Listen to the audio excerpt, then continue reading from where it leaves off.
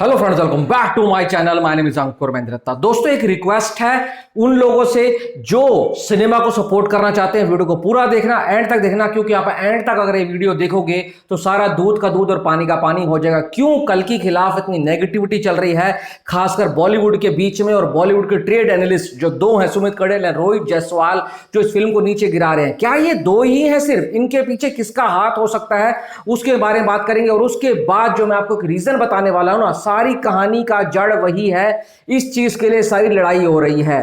तो अब देखो, और उन लोगों से एक रिक्वेस्ट है कि अगर आप ये सच्चाई नहीं सुन सकते हो तो यहीं से वापस चले जाओ, क्योंकि इसके बाद आपको बहुत नहीं बहुत ज्यादा तकलीफ होने वाली है। क्योंकि इस बार अब मैं चुप नहीं बैठने वाला, जो बोलूंगा एकदम रियल, रॉ और ऑथेंटिक बोलने वाला हूं।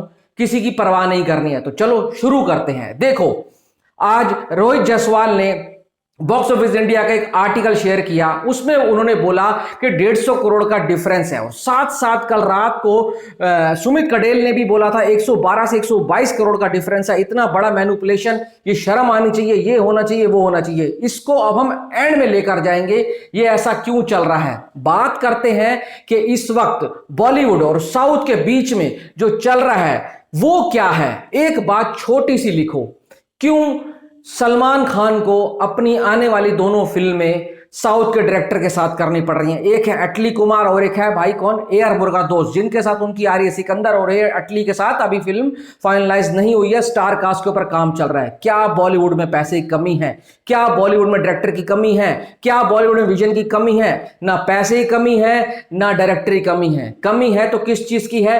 विजन की कमी है। क्यों हमारे पास ऐसे डायरेक्टर नहीं है कि भाई जो हमारे एक्टर्स को उस तरीके से प्रेजेंट कर सकें जो आज का यूथ, आज की जनता देखना चाहती है। शाहरुख खान को, जो दुनिया का सबसे रईस, सबसे ज्यादा पैसे वाला एक्टर है, 4000 करोड़ का मालिक है शाहरुख खान, ना उनके पास एक्टिंग की कमी है, ना उनके पास किसी चीज की कमी है।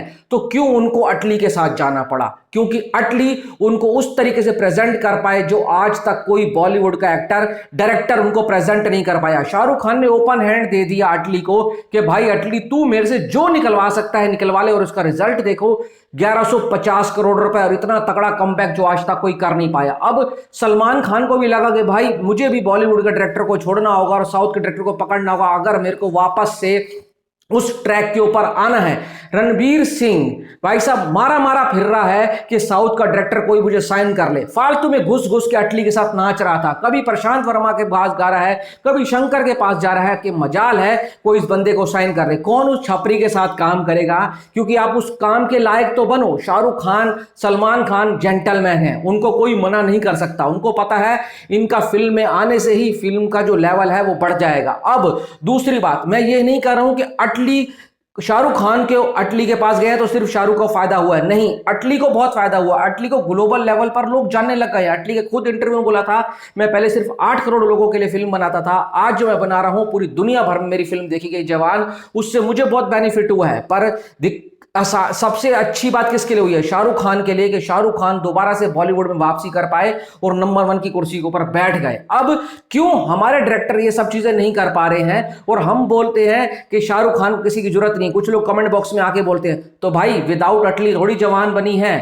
आज सलमान खान को भी जरूरत पड़ रही है किसकी? कि भाई साउथ के डायरेक्टर की। और सलमान खान को भी पता है कि अगर सलमान खान जैसे मास एक्टर को कोई प्रेजेंट कर सकता है तो ए.आर. मुरुगदोस और भाई अटली ही प्रेजेंट कर सकते हैं। तभी उन्हें साउथ का रुख करना पड़ रहा है। दूसरी बात, क्यों इंडिया की सबसे बड़ी कहानी रामायण गाथा को ए.आर. मुरुगदोस, ओम रावत नहीं प्रेजेंट कर पाए? रीजन, उनके पास विजन नहीं है, उनके पास वो आत्मा के अंदर, वो दिल के अंदर वो भाई प्रभु के लिए भक्ति नहीं है, तभी वो प्रेजेंट नहीं कर पाए। और एक नाग अश्विन, जो 2 फिल्म पुराना डायरेक्टर, एक कल्कि की स्टोरी लेकर आता है जो पूरी दुनिया पर छा जाती है। हजारों करोड़ों थ्योरीज बन रही हैं उसके ऊपर कि कल्कि कौन होगा, कली कौन है, कर्ण कैसे भाई भैरवा बना और भैरवा के साथ क्या कनेक्शन है कर्ण का। ऐसा कौन सा आज तक डायरेक्टर पैदा हुआ है जो इतनी तगड़ी थ्योरीज बनाई हो? तो मैं कहना चाहूंगा आज इनकी बादशाहत, इनकी अस्तित्व, इनकी पैर डगमगा रहे हैं कि एक पैन इंडिया फिल्म आती है और पूरी भाई साहब बॉलीवुड के ऊपर छा जाती है। 10 दिन में मात्र 200 करोड़। बताओ, हमारे बॉलीवुड में ऐसा नहीं हो रहा है। अब एक बात और बताता हूं, करण जौहर ने 2 दिन पहले स्टेटमेंट दिया कि बॉलीवुड के सो कॉल्ड एक्टर्स हैं जो 35 करोड़ रुपए तो फीस मांगते हैं, पर ओपनिंग कितनी देते हैं 3.5 करोड़, अपना 10% दे रहे हैं और 90% गया तेल लेने। तो उन्होंने क्या बोला है कि भाई हमारे जो बॉलीवुड के एक्टर्स हैं उनको अपनी फीस कट करनी होगी ताकि बजट कम हो और कम बजट में अच्छी फिल्में बन सके। तो क्या है, बॉलीवुड के अंदर भी एक लहर चल रही है, एक डर चल रहा है कि जिस तरीके से साउथ सिनेमा आके हिंदी मार्केट के अंदर अपने पैर पसार रहा है ना, इनकी भाई साहब जमीन हिलती हुई नजर आ रही है। तो ये रीजन है कि आज जो ये पपेट मीडिया है, जो फेक क्रिटिक्स बने हुए हैं, ये पीछे से बोल रहे हैं कल्कि को गिराओ गिराओ गिराओ, एक अच्छी फिल्म को बकवास बता रहे हैं, उनकी एकदम ऑर्गेनिक कलेक्शन को उसको फेक बता रहे हैं, क्योंकि उनको पीछे किसी का एक हाथ है, बैकहैंड है। नहीं तो इन दोनों के कोई औकात नहीं है कि भाई इसको ये नीचे गिराने की कोशिश करें। क्यों बीएमसीएम के टाइम पर चुप थे? मैंने बीएमसीएम जब मैं थिएटर गया था ना, मेरे घर के पास थिएटर है भाई, मैंने बताया था, वीडियो भी डालता ट्विटर के ऊपर, अभी पड़ा हुआ नहीं तो मेरे चैनल के ऊपर तो है, पूरा शो हाउसफुल था दिखाने के लिए, पर अंदर एक बंदा नहीं था, मुझे सीट नहीं मिलती। दूसरे थिएटर में गया, वहां भी यही हाल था। फिर फाइनली मुझे एक सिंगल स्क्रीन में जाकर फिल्म देखनी पड़ी थी, जहां पर केडीएम नहीं पहुंचा था और 15 मिनट लेट फिल्म शुरू हुई थी।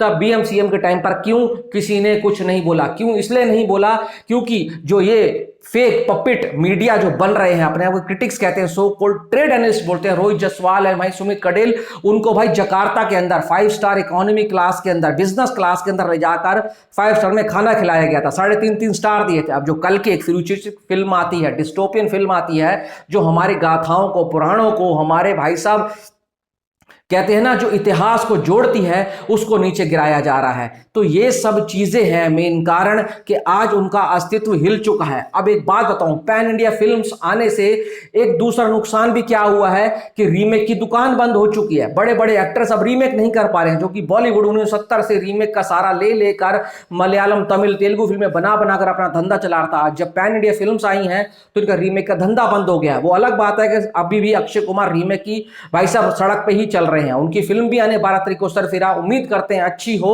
हम भी देखने जाएंगे। अब कुछ लोग मेरे को बोलेंगे तू बॉलीवुड का हेटर है। अगर मैं बॉलीवुड का हेटर होता तो किल को 4.5 स्टार नहीं देता, और मैं अब ये ना बोलता कि किल को सपोर्ट करो, ऐसी फिल्में अगर नहीं बनेगी तो भाई साहब फायदा ही क्या, जाकर देख लेना मेरा रिव्यू। तो ये सब चीजें हैं जो इस वक्त ध्यान देने लायक हैं। जो लोग आंखों पर पट्टी बांध कर बैठे हैं, जो नहीं समझ रहे हैं कि भाई सिनेमा आगे आएगा तो हम आगे आएंगे, आप आगे आओगे, डिस्ट्रीब्यूटर, एग्जीब्यूटर, सिनेमा मालिक जो अंदर पॉपकॉर्न बेचता है, जो अंदर भाई साहब कुछ भी करता है, वो सब पैसा कमाएंगे। स्टार के ऊपर कुछ नहीं चलता। इंडस्ट्री सबसे बनती है, किसी एक बंदे से नहीं बनती है। अगर इसी तरीके से तुम झूठ का साथ देते रहोगे तो सब बर्बाद हो जाएगा मेरे भाई, सब बर्बाद हो जाएगा, नहीं चलेगा। अब मेरा लास्ट पॉइंट सुनो, जो इतना बड़ा वीडियो बना है उसका सार है, उसका कंक्लूजन है, मोरल ऑफ द स्टोरी है। अभी मैंने 2 दिन पहले एक वीडियो बनाया था, नहीं तो पिंक विला पर ओपन सोर्स के अंदर एक रिपोर्ट पड़ी हुई है।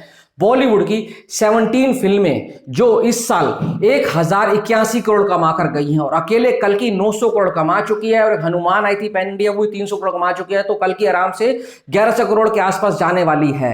ये 2 फिल्में कंप्लीट बॉलीवुड को पछाड़ती हुई नजर आ रही हैं। अब जब बॉलीवुड की रिपोर्ट कार्ड प्रेजेंट होगी और साउथ की रिपोर्ट कार्ड प्रेजेंट होगी तो क्या होगा?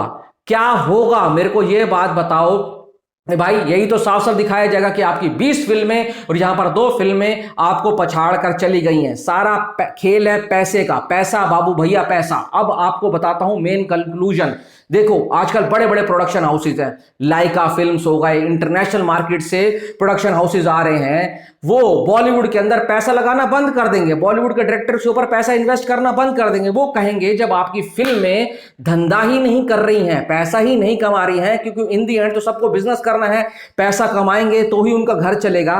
वो साउथ की तरफ बढ़ रहे हैं, साउथ की तरफ अपने पैर पसार रहे हैं। ऐसे ही नहीं, साउथ में 600-700 करोड़ की फिल्में बन रही, बाहर से प्रोडक्शन हाउसेज आ रहे हैं और वहां इन्वेस्ट कर रहे हैं, क्योंकि वहां पर उनको विजन दिख रहा है, वहां पर उनको मेहनत दिखती है। और यहां पर उनको क्या दिखता है? सिर्फ फेक स्टारिज्म, फेक भाई पपेट मीडिया, जो फालतू की हाइप बनाने पे लगे रहते हैं और कुछ काम नहीं करते हैं। और जब फिल्म आती है तो टाइटन फिश होती है। बीएमसीएम गणपत इसका जीता जागता उदाहरण है। एक 200 करोड़ करोड़ की, एक 350 करोड़ की, और दोनों फिल्मों ने मिलाकर ना 55 करोड़ का बिजनेस किया था, मतलब 10% भी नहीं लेकर आ पाए थे। तो मेन बात यही है कि जब ये इस तरीके की फिल्में बनाएंगे तो कौन इनके ऊपर इन्वेस्ट करेगा, इनकी वैल्यू अपने आप कम हो जाएगी। और साउथ वाले अच्छी फिल्में बनाएंगे तो सारे बड़े बड़े इंटरनेशनल जो प्रोडक्शन हाउसेज हैं वो वहां इन्वेस्ट करेंगे। अपने आप ही साउथ इंडस्ट्री बॉलीवुड को कब्जा करते हुए जा रही है। अगर बॉलीवुड को सुधरना है तो सबसे पहले अपने अंदर एक भाई ऑनेस्टी लेकर आनी होगी। जो सच है सच बोलो, झूठ है झूठ बोलो, झूठ को सच की तरह प्रेजेंट करना छोड़ दो,